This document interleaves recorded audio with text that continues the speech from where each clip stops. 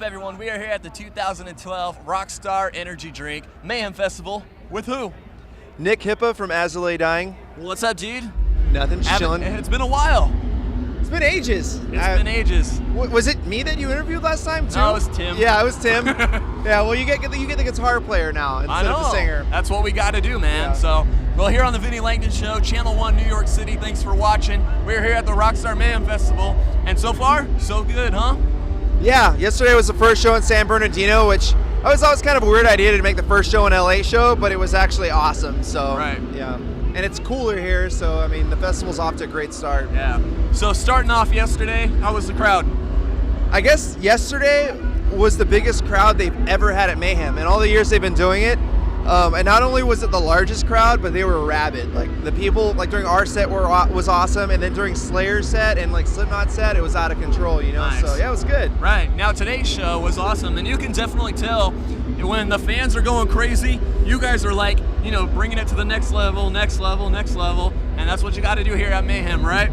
Yeah, exactly. I mean, especially with so many bands on the tour who are all, you know, it's way less bands than a tour like Warped, but I mean, the level and the caliber of bands it's really high. Everyone's really legit, so you just gotta bring it and put on a good show, you know, just to get those fans stoked. And I think we're all kind of pushing each other, you know. Yeah, there you go. That's awesome. Keep that circle pit going. Keep those things going, flying up in the air. Non-stop. Just never stop. Right. That's awesome. So for my fans who never heard about you guys, or they heard the name, or they saw you guys on magazine covers, or you saw your record in stores, give us a background. You guys started when you were in high school, right?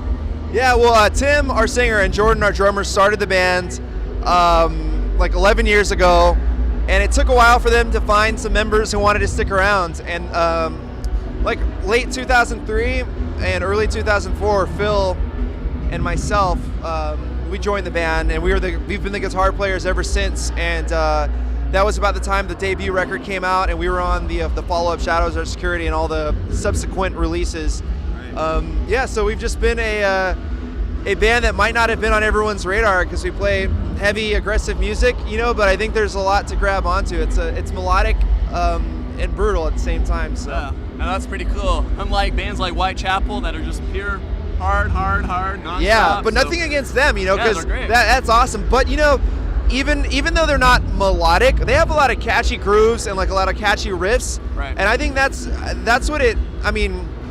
I think that's what it takes for any band in any genre to stand out, is just to have memorable music. You know, Whitechapel is on the extreme end of things, but their music, like, you remember their songs. Like, you remember their, you know, taglines and all those things. So I think that's why they're doing so well. Right.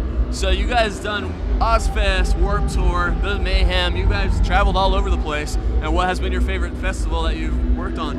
You know, it's so hard to say because this tour just started. You know, this could be it.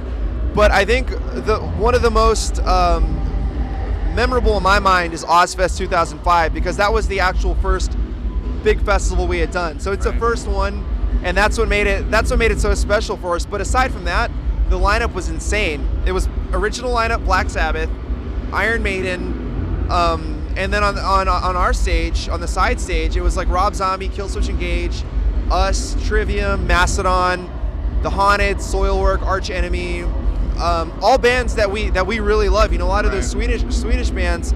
So just as fans of music, we were just happy to be there every day. And you know, the icing on the cake was that we got to play to more people than we had ever played to at that point. Yeah, and that was a great way to start you guys off too. You know, playing early, because you know, back in the day, you know, a couple tours later, you're still doing it. Yeah, well, that was our first experience with playing to such a large audience, because before that, the 4 years before that, we were a band that just played in the smallest, shottest clubs, you know. But it's still a cool experience. But I feel like that's when we became like more of a professional band.